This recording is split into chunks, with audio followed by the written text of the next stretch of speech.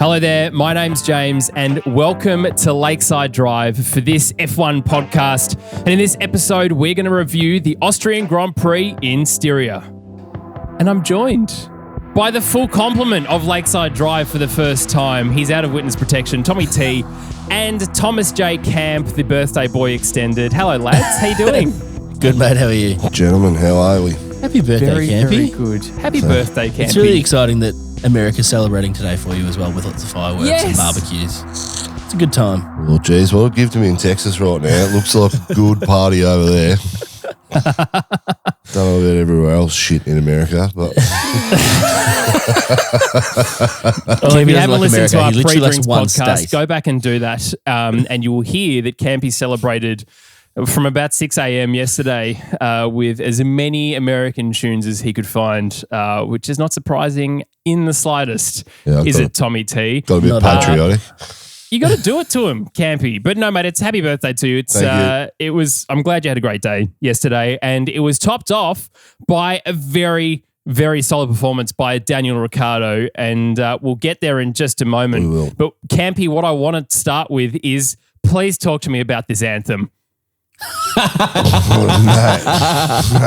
death to all but metal right here.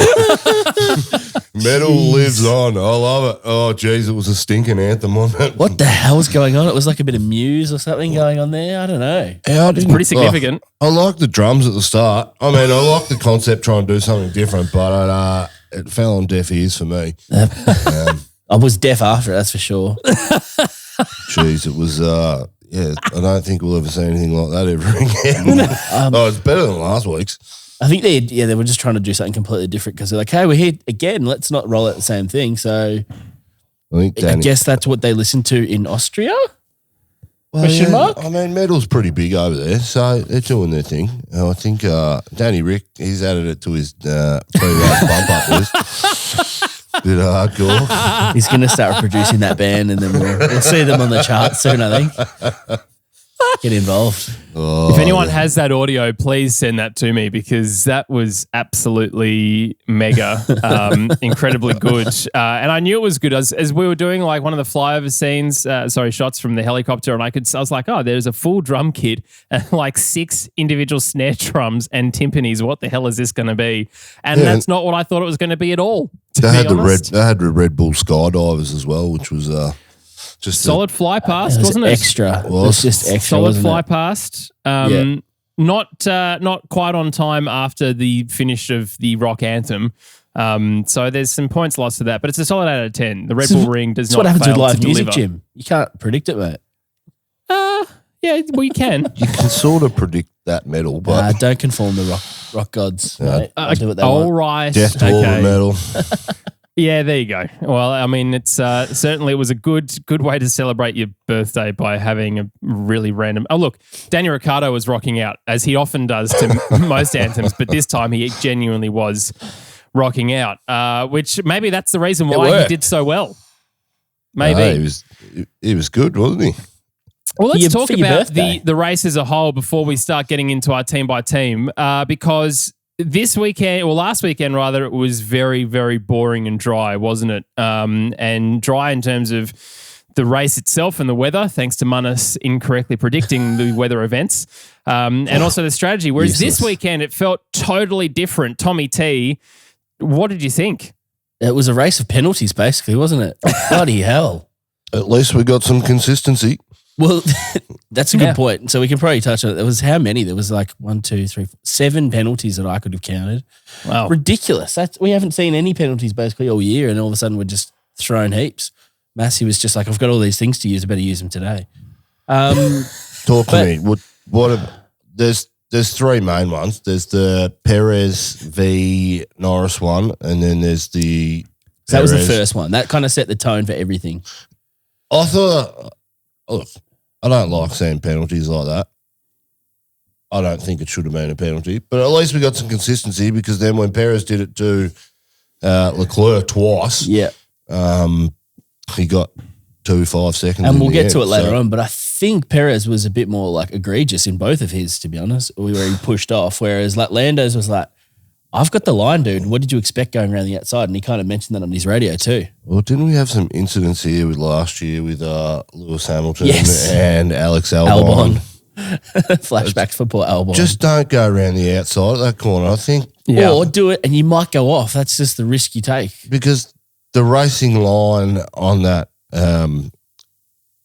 particular corner does not open up so that you can give space. It closes that door so quickly that, I mean, these guys should know that. I think it was good, hard racing. I'm glad we didn't see like heavy contact, but except for the end when Seb and Kimmy decided to have a tangle on the last lap. With that? That was stupidity.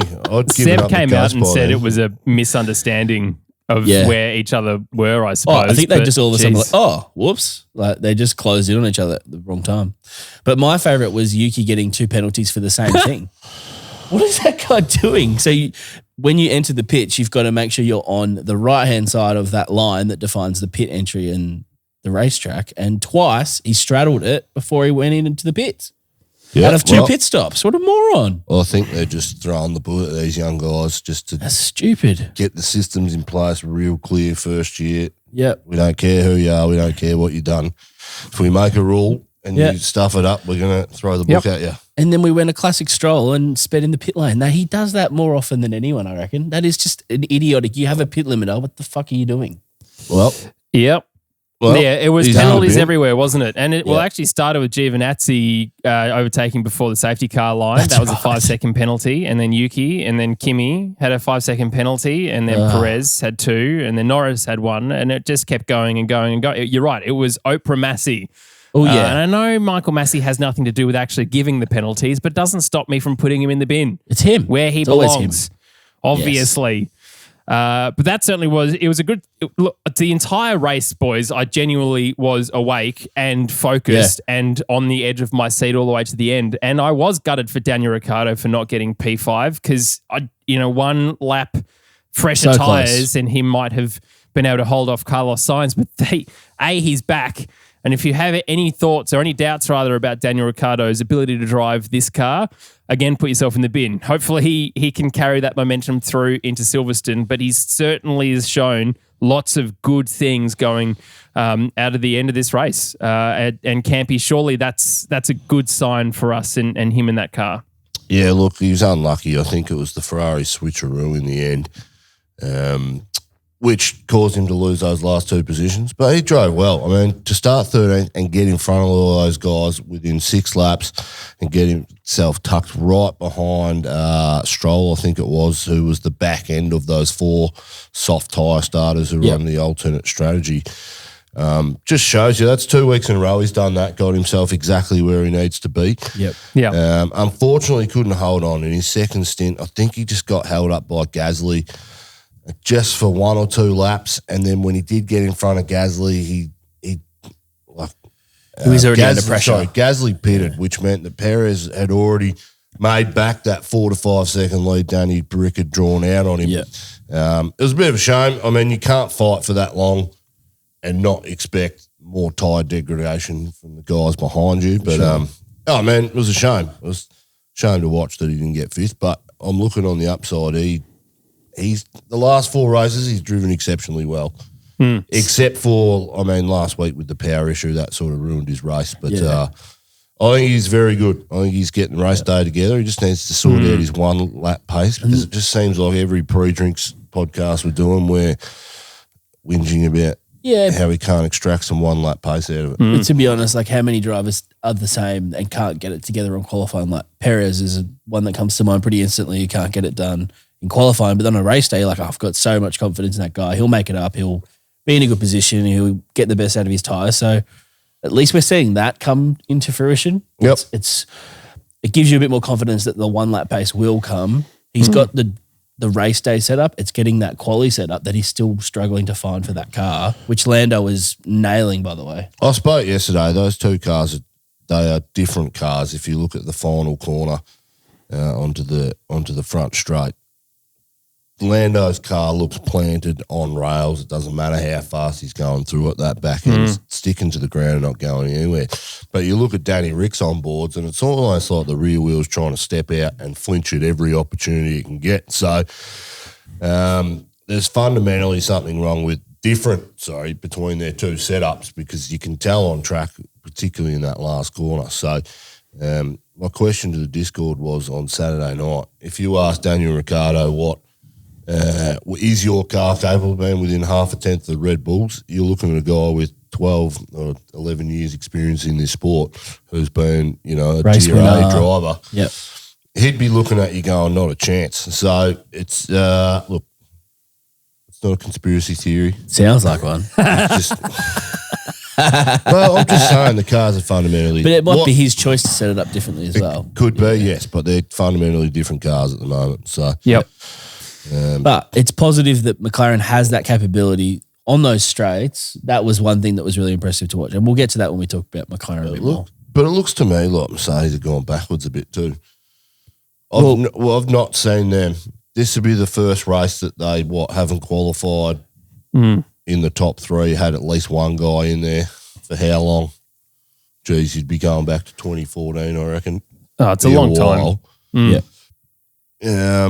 Geez, yeah, they're struggling big time at the moment. Red Bull. Campy, do you think though Mercedes are going backwards, or Mercedes have just got to a point and Red Bull have just sort of sailed past, and Toto wasn't expecting that kind of effort from them?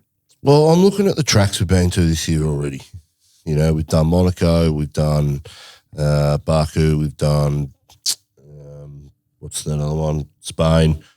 Two at the Red Bull ring. Yeah. These tracks all suit that Red Bull. Yeah. They're all short, except for the exception of Baku. They're all short, they're all tight, they're all low to high, medium speed corners, which suits that Red Bull, high downforce. I think we're going to get to a point when we go to a Silverstone, the Red Bull's going to be showing up a bit. But the Red Bull's not that low downforce, kind of high downforce kind of car anymore, is it? Yeah. It's kind of morphed back into that.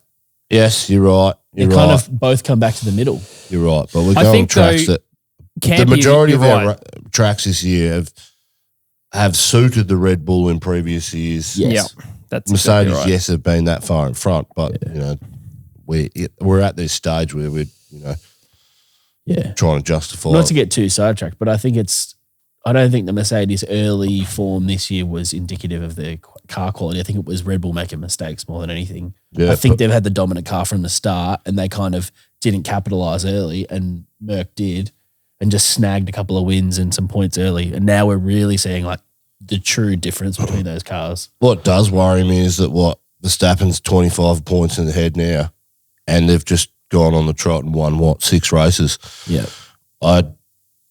For Lewis Hamilton to only be 25, 26 points behind at this stage when Red Bull have gone and won 6 races, I think he's looking at it going, geez, I'm pretty good to get to be where I am at the moment. So yeah, but I don't think you can see a path forward to get many more wins. That's the problem. He's going to get a lot of seconds and stay close, but he'll be close. He'll be right. But Verstappen will have engine issues somewhere. He'll make a mistake. That's when Lewis has got to capitalise and make up the big points. Yep. It will happen at some stage. Yeah, there's a 32-point difference between Max andEwis now, so he's clear one race. So he's got that in the DNF bag in his pocket. Yeah, if he needs it, which is good. But anyway, boys, as I said, this was actually a very good race the whole way through, and certainly we had a whole stack of people join our Discord either during or just before the race too. There's about 92 people in there now. If you are interested in joining, please do, because it is a great place to chat everything about the race and share in the disappointment of Carlos Sainz sailing past Daniel Ricciardo and telling Charles to go away, all of those kinds of things. You can find the link in our description below or on our website, so jump across and do that. All right, boys, let's go through team by team. And it's a surprise, actually, that both Hasses managed to finish this race with no incident. In fact, we didn't really hear much of any of Schumacher or Mazepin, except that Schumacher beat sometimes, Mazepin. isn't it? It is a good thing. If we don't hear anything, it usually means they haven't spun off. Yeah, Schumacher had the pace on him. I sort of watched that one pretty closely. He was consistently that 5 to 6 seconds ahead of Mazepin. throughout all their stops as well. So, I mean, it's hard to keep track of them so far. Yeah. Back down the end of the grid. Especially on a short track like this where it's like you lap pretty much instantly. It's like, oh, where are you actually? Yeah, but I think Schumacher's got the upper hand. There's a guy, I think it was Joel Osindo, who on Discord, who thinks we've been a bit harsh on Mazepin, but Mazepin's making all the headlines for making stupid mistakes, and he made them this weekend in practices as well, just holding some people up and not putting his car in the right position. So he's obviously good enough to be there as a driver, but I haven't seen anything. He consistently gets beaten by his teammate in qualifying and in the race. That's all we can compare at the moment because that car is so useless in comparison to everything else. Like, we can't really make any other conclusions. Yeah. I like the fact that he gave his boss that smash door. I was going to say, I don't think that was his idea. I reckon someone else thought of that for him because he seems like a wet bloody towel. That guy. Look, what I do know is that the guy got off on the wrong foot in this sport in a big way. Yep. Maybe I need to reassess my criticisms of him for maybe being okay and having a bit of banter. Think you do. I mean, him and his dad, that Adam's family looking kind of human beings. But that's coming from you. Yeah, I know. I'm looking all right at the moment, I reckon. Fresh off a birthday. It's your swim, mate. Can I just sidetrack for a second? The Sky Sports coverage again was absolutely average this weekend, but I'm getting real sick of it. Random little race that they had going around the thing with the scooter and the bike and running, that was weird. Look, all I can say is I can promise you if Lakeside Drive did that, Campy would swim the entire track. We'd get a little kiddie pool and just move it around the track for him to do a time lap. Where's Brundle? Having a week off. Clearly. Can he not in future? Yeah, PDR. Deal with that guy. Jeez, I hate to say it, but Natalie Pinkham in P1, it's no good. Get her off. Mate, she's in everything. She was Simon Lazenby the entire weekend. You're a big Natalie fan. I am a big Natters fan, but no good. I'm sick of it. Now, can I just make one other point? Whoever talks about rain and F1 races and making predictions, here we go. You and you. Whoa. Here we go. Shots fired. Here we go. Strap in. I'll tell you what, it's fake news. It is. All right, Trump, settle. It is absolute horseshit. I get excited every week when I hear about rain. I'm like, come on. I want rain. I want good races. I want the results thrown up in the air. Every time it's fun.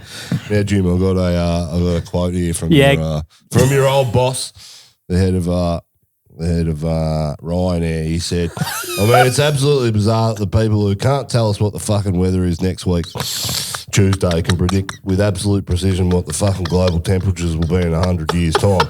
Now, I know that's related to climate change, but what I'm saying is the same bloody people make these predictions about F1 races, make the same things about the temperature in 100 years, so I have to give him a bloody big thumbs up on that one. Oh, wow. That is great quote, though. That is fantastic. You reckon he'd give me a job as a definitely air hostess? Yeah, for sure. Yeah. That's a vision. Wow. It's not something I ever wanted to think about, let alone this early on a Monday.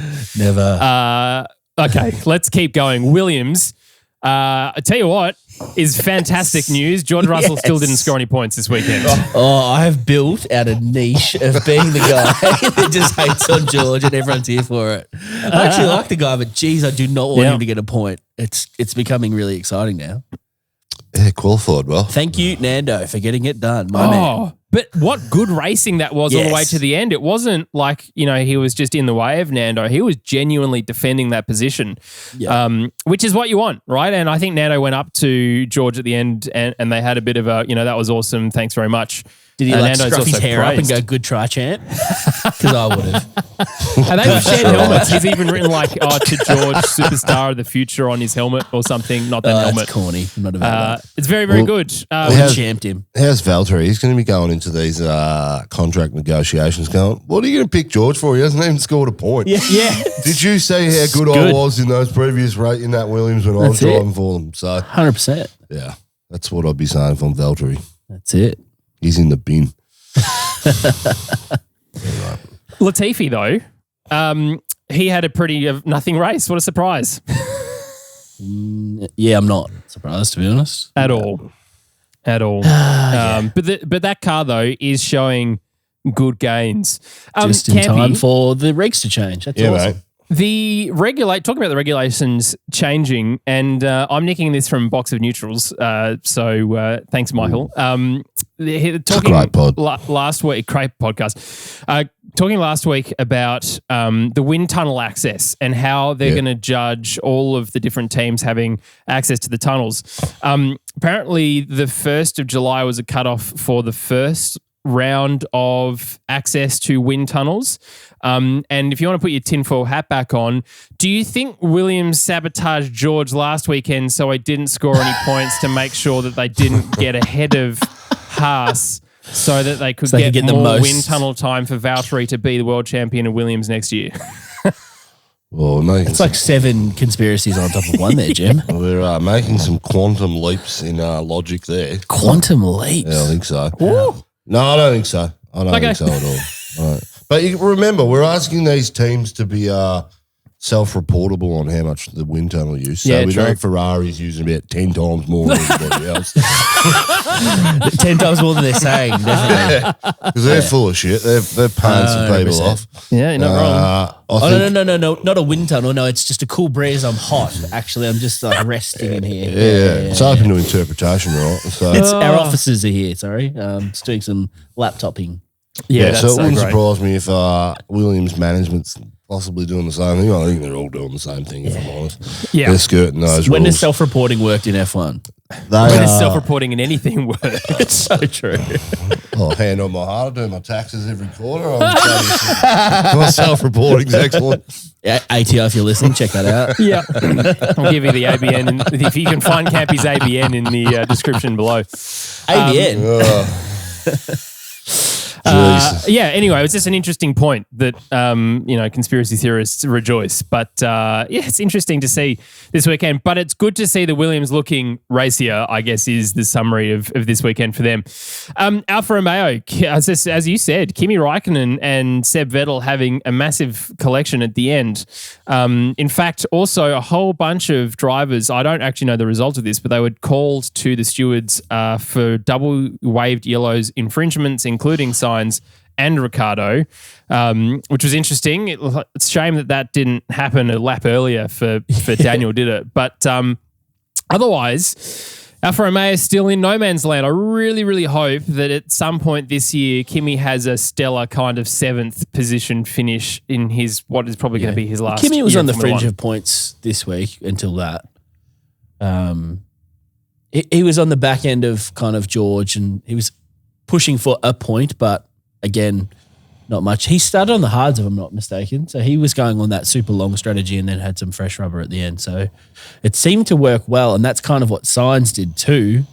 I wonder if that's... Kimi was right up the backside of Alonso. Yeah. Or he's chasing him towards the end. Unfortunately, it didn't happen for him. But Giovinazzi qualified really well this week. Yeah. He was top 10, wasn't he? Yeah. Yeah, he's had a few. He has. It's unfortunate we don't get to see anything of the race. As I've said, I think he's made up. I think he's a figment of our imagination because that guy does not exist other than on the timing sheet. Yeah, you're not Prove wrong. me wrong. You're not wrong. He makes an appearance at the... it's a hologram, Campy, you idiots. The diversity bloody parade before the race, don't he? Holograms. Does he not show technology these days. Does he not show up to that anymore? I don't know. We just never see him on track because we can't, whoever the TV director is just picks 4 cars for the weekend. And luckily sometimes for us that includes Daniel Ricciardo. But Latifi, Giovinazzi and almost Raikkonen sometimes as well we hardly ever see, which is a real shame. But Alfa Romeo, nothing yet again. Aston Martin though, let's keep going. Aston Martin, Seb Vettel in 17th. He was doing pretty well up until that point, and Lance Stroll in 13th. They qualified pretty well, but I said this to you yesterday, Campy, but their strategy was good, and clearly I jinxed them because this was pretty woeful for this race. Well, I think I said this could be Stroll's 1 in 5 races where he does something, but that's a lie too. So. I don't think he's had 1 in 5. Though. I think it's stretching out. Yeah, he's been a dud this year. I think you made a really good point on the podcast yesterday, Campy, when I tuned in because I'm a fan of the show. And I listened. Thanks so much for your support. What did I say? Well, when they're on the softs, you need to stick to that and go early and commit to a 2-stop and make it work, not start getting racy with other people because it's not what you're doing. Yeah. And what did they do? They started racing people and getting stuck instead of sticking hard to their two-stop strategy because that was the only way they were going to work. Yeah, well, they had both Alpha Tauris in front of them. So it was Gasly, Tsunoda, Vettel, Stroll in the soft. But I'm pretty sure they didn't pit until much later than you suggested. Yeah, I would have gone earlier, especially with that safety car. I think there was a real chance for them to reset possibly. Yeah. 2 laps after the start of that. You know, get a real decent gap and fight behind. But clearly the one stop was quicker. Oh, yeah. Like clearly one stop. I don't think anyone really made the two. But that was only because so many people qualified on the mediums and they didn't. So that was why they were stuck. The two-stop needed, the race needs to be an extra, 7 or 8 laps more. Yeah. The two-stop to come into the window, but it didn't. So anyway, interesting race for Aston Martin. I think we'll see better next week at Silverstone. Yeah, I think they're Home doing race. Right. They're going to tweak their colour too, apparently. They better not. Yeah, they better not. BWT can piss off. That's a shit colour scheme. I think the colour looks great, but in saying that, it looks shit on TV, and I think that's why they're going to try and change it. What? It doesn't look shit on TV. It looks fine. It's not that it looks terrible. It's just it sort of looks like a few other cars. Like it looks like Mercedes when it's at a distance, but I don't really care. Make Mercedes change their colours then. No, yeah, exactly. Well, if they go back to silver arrows, then they look great. Aston Martin should just hold your fire. British Racing Green should be what we want. No one should change that. We want a camo version of the British Racing Green. We want camo Red Bulls and we want British Racing Green. We don't ask so much here, okay? Camo makes everything better. Listen, Formula One teams. How would we see it then, Campy? Exactly. Exactly. You muppet. Alpine. Esteban Ocon, 3-year contract. Gosh. What a fantastic decision that was. Let go. Cyril's probably shaking his head. Surely that was a terrible decision. And look, to be fair, not totally his fault, but he shouldn't be scrapping down that far in the order. In the opening lap. And that's why we did see Giovinazzi is when he removed Ocon from the race. Oh, he was kind of unlucky. He just got squeezed and who's the other guy? Latifi. Yeah. Latifi and Gio squeezed him. Yeah, because his front wing was still intact. It was just one of the controller or something, wasn't it? It snapped off. But why are you qualifying so poorly that you're back there? You shouldn't be. That's the main issue. He was never going to be in the points contention anyway because he qualified so poorly. And we know that he can't actually pass on track and he was just going to poodle around in 14th for the rest of the race. Yeah, look, Alonso's grabbed that car by the scruff of the neck and showing Ocon up. And we saw Ocon have a terrible year last year. When I say terrible, I mean the worst year, I think. It was poor. I think he's the worst driver on the grid last year, possibly, in comparison to his teammate. Yeah. And it wasn't so much qualifying. Qualifying was super one-sided. I think he only beat Danny Rick twice. But race, he was race pace was unbelievable. The gap was huge. And the amount of times Danny would come up behind and be like, can this guy move out the way? Like, I've got so much more pace than this idiot. Yeah. Move. And then pull 30 seconds on him. It's crazy. I think a strange decision to give him a 3-year contract. Yeah. Yeah. I mean, he drove well at the start of the year compared to Nando, but Nando's killing it. I don't know why you would have. So if you're Alpine, why would you have made that decision when you've got potentially someone like Pierre or a bunch of young people coming through the Renault Academy and you've locked up a guy for 3 years that hadn't really shown enough, to be honest, because he's definitely not in contention for that Merc seat anymore. No. There's no way. No, he's had 4 stinking races on the trial. I heard someone on a podcast bring that up like a week ago. I was like, are you genuine? Have you been watching this guy race? There is no chance they're looking at him over what they've got or George. There's no chance. Oh, some people just read the headlines and go, let's talk about that. It's like, what are you? Technically, he's still managed by Toto or something, isn't he? Yeah, he is. Jeez. Yep. Toto's making some money off him then. I think he's doing that on purpose. He's just Toto gets torpedoing He's Renault. sandbagging by putting his other drivers through the field and being terrible. Like, you're not going to get that's a conspiracy I can get around. There you go. No, but Fernando Alonso, as you said, Campy, he's taken the scruff of the neck of this car and finishing the points again this weekend. If not for Seb Vettel getting in his way at qualifying, he would have probably been further up the field. trying to get past DRS trains and the like. But it's so good to see, like compared to where he was for McLaren in 2018 to now, he's making real gains, and hopefully that 2022 car, for him at least, is something to behold. Could you imagine him fighting for a podium next year? Like that just would be magic. Yes. Really, really good. I want to see 16 cars all within half a second in qualifying next year. That's what we want to see. And if that is the case, Fernando Alonso is going to come out in the top 5 more often than not. Yep. Just because he's such a good driver. Which will give him that'll give him a championship winning, probably not a championship winning car, but it'll give him the chance to fight like he needs one. Yeah. And that's what we want to see, really. Yeah. So, things are looking up for Nando. Yeah, it's very exciting. AlphaTauri, Pierre Gasly in 9th. And Tsunoda in 12th after, as you say, not having a booster seat and being able to see the racing track when he's coming into the pit lane, which was bizarre that he did it twice. It didn't do it at all through qualifying or practice, but did it twice in the race. It was very weird. I want to hear Dr. Helmet have a crack at him for that one. But their qualifying pace was fantastic. And the fact that they were so far up the grid, but even Carlos Sainz said this, the people who started on the softs just couldn't turn them on as they thought they were going to.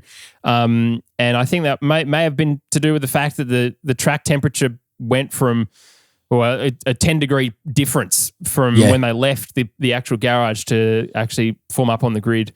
10 degrees more is huge, really, when you think about it. Yeah. But otherwise, AlphaTauri still looking like a solid midfield team, aren't they, Tommy? Yep, they are. They're genuinely fighting in there. We've always thought of them as that junior below the mid-pack, but they're genuinely in there this year, and especially with the way Gasly's performing. Tsunoda's all over the shop. That guy can be posting like the second best time in a practice session, and then the next one he's like last. Yeah, just because he can't be consistent. So we know he's fast. That's the thing about Tsunoda. He has genuine pace on occasion, but he's so inconsistent that. Well, you look at Bahrain. He was making headlines in the sport because he had all the testing and he'd driven that track done so many laps around it. This weekend, the second week at the Red Bull Ring. He had last week to prepare for this week, and this week he got results in qualifying. Yeah. If he had tidied up those couple of mistakes going in a pit, which had no... Oh, they're stupid, but they're just like rules that are rules. Yeah. But, he was right behind Pierre Gasly when he needed to be, and, he had a good performance this weekend. If he tidies up those 2 mistakes, cops a 10-second, he possibly could have got that, that point, taken that point off Fernando Alonso. And he was right up Gasly's clacker the whole race. It was almost DRS trained. So, it's a good result for Yuki, but it's, he has to do it. He has to rock up to a track that he doesn't know, learn it. Yep. And get his consistency down when he's new to a track. But has he been close to bothering Gasly for points this year? Like Gasly's been far and away ahead. There's never been a chance where we've seen Gasly have DNFs and stuff, and we haven't really seen Yuki kind of take that position and dominate where Gasly would have. He's kind of still been back where he normally would be. So he's still young. Let's not be too harsh, but he's got that raw potential. I really need to see some consistency.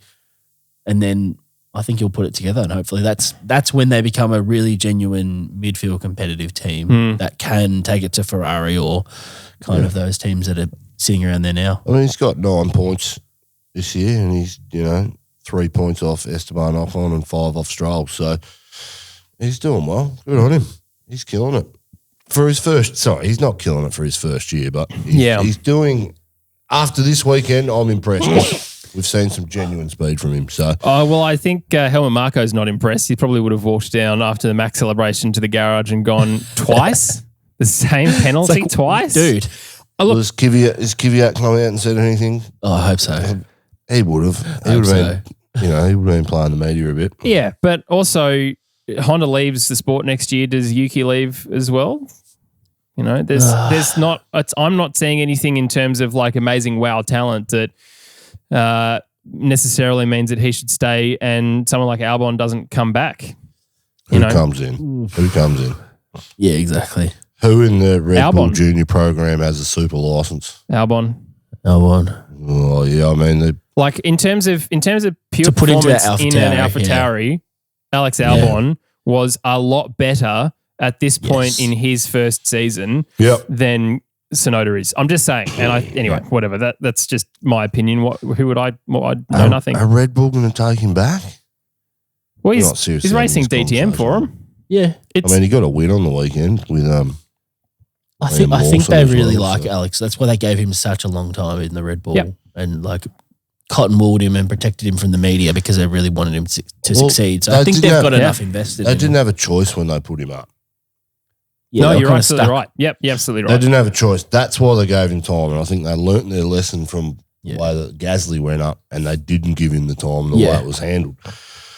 But I'm looking back at him, and I'm seeing Checo get the results he's getting. I think Checo's been the best out of the 4 second drivers that they've had since Daniel Ricciardo. Yep.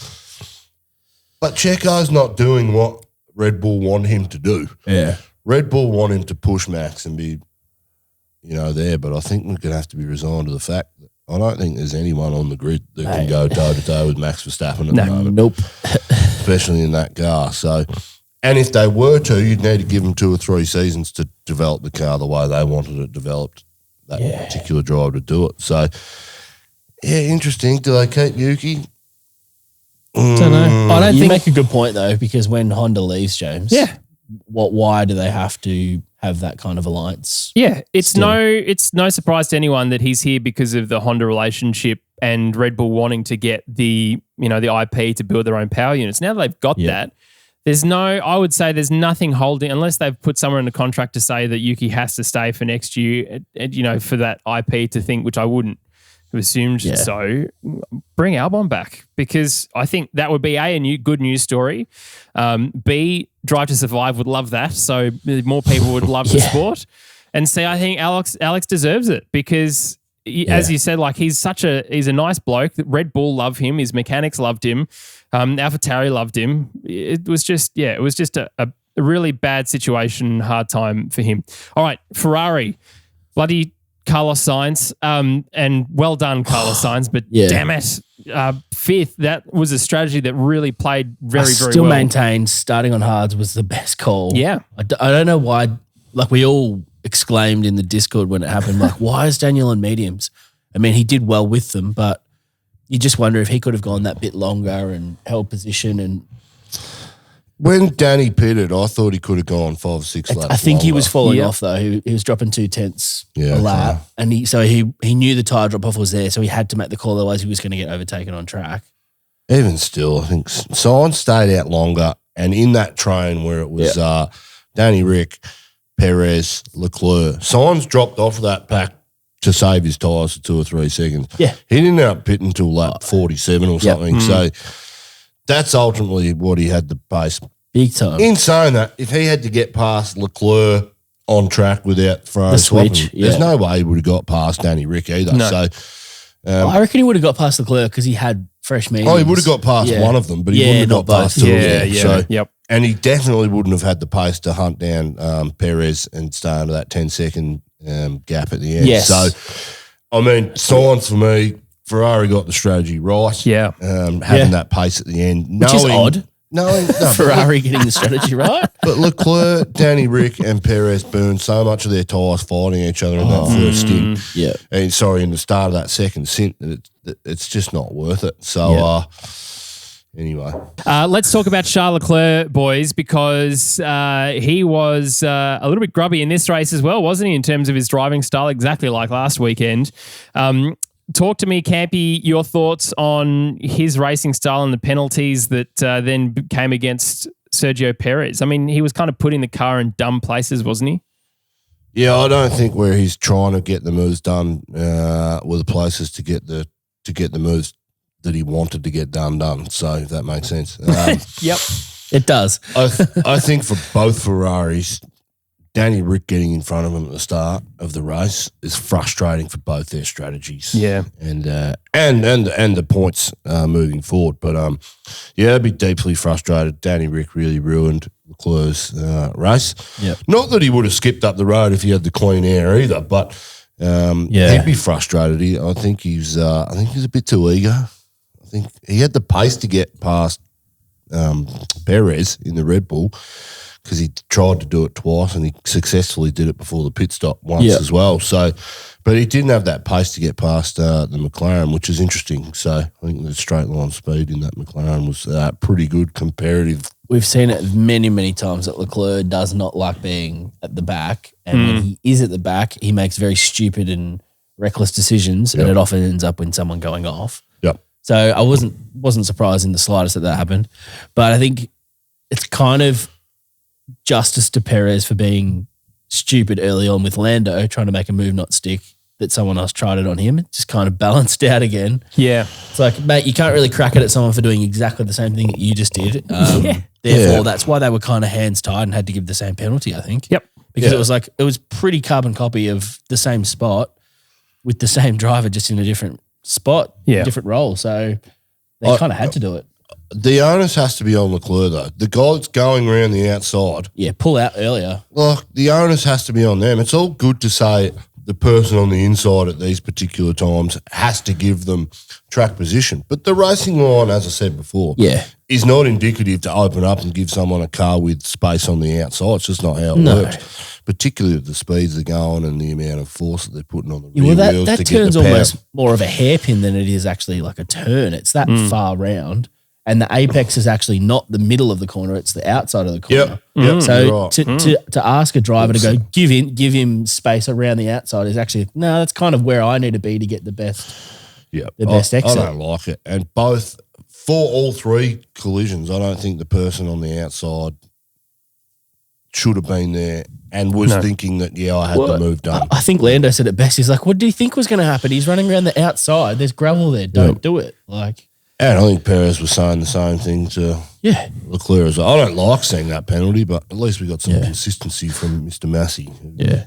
I think Lando's was probably the hardest done by, and we'll get to him as well. But I think because he didn't open his steering wheel or change any of that, it didn't look like, whereas it looked like Perez kind of opened up a bit more and Charles was a bit more squeezed and was probably more in front than Checo was. I don't think Lando had to.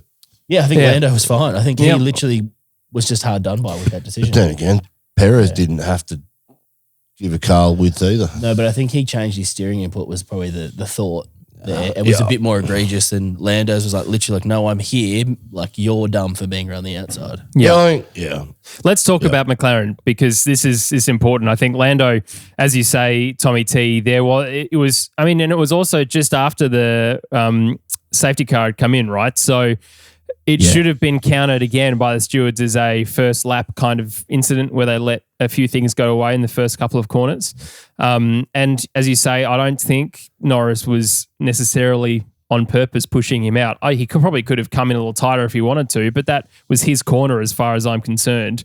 But even Christian Horner got on to with the Sky guys and said, I don't think it's a penalty. I think that's racing, which was surprising. And if he's saying that, then that's the decision that it should have been. But no, the FIA clearly in a penalty mood this weekend. But we don't know what conversations they've had in the drivers' meetings or the briefings either. I mean, Masi might have been really clear. If there's a guy on the outside, you have to give them. Yeah. He might have drummed that home for 2 weeks straight now because that's what the drivers have been talking about and wanted. Hence why they've done that. Until they don't want it. Because they're racing drivers. But Lando Norris, though, actually racing against the Mercs and the Red Bulls now. I mean, this is good news for 2022. Like, if this is the direction of the car now, it's going to be good for Danny Rick in 2022. I don't think he was racing them, really. Mate, without his penalty, he was right there. I know there was damage to Lewis's car as well, but yes. Yeah, but he was still in the window for second with his penalty. That, I think genuinely he was... Other than Max, who was just running his own race way off in the distance. It was those three. It was the two Mercs and Lando were in for those podiums. I think both Red Bulls are quicker and both Mercs are clearly quicker on track. He got lucky out of circumstance this weekend. That's why McLaren made the decision. Can you be a bit positive, please? It's not your birthday anymore. God. No, just look, we need to get in perspective. It's good to see a car up there, but are they going to do it for the next... He qualified 400ths off Max. Are they going to do it? That's elite. Are they going to do it for the next 6 races? No. I reckon they're going to be really good at Silverstone. It works on a track like this because it's small, it's hard to pass, and if you've got track position, they're hard to pass because they're good in the straights. You telling me at Baku or Silverstone that Norris is going to be able to keep Hamilton behind him for as long as he did, like he did yesterday. I reckon on the straights that is way faster. Ain't gonna happen. We'll see. Anyway, in a positive frame of mind, But this is good news for McLaren, good for Lando. and good for Danny Rick as well, because Danny Ricciardo, this is the race I think that we can start to say he's got some things going on that he knows what he's doing. It's moving in a positive direction.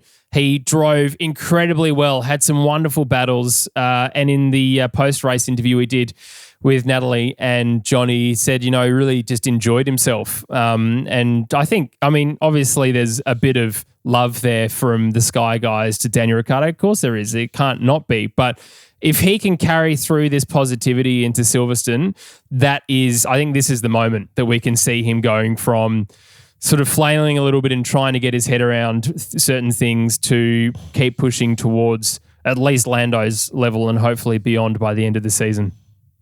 Oh, he's got it in him. He'll do it. It'll just take time. And it's not what I thought was going to happen. I thought he'd come out and make Lando look second rate straight all year. I got that wrong. But that will happen next year anyway. So when Lando can't adapt to a new car. Can you stop prophetising about Danny because it's not working so far? Nah, look, I'm just going into bat for me boy. Oh, and good on Lando. Came out this last week and said, I shouldn't have said that about Daniel. I'm just talking out of my ass. And I was like, good.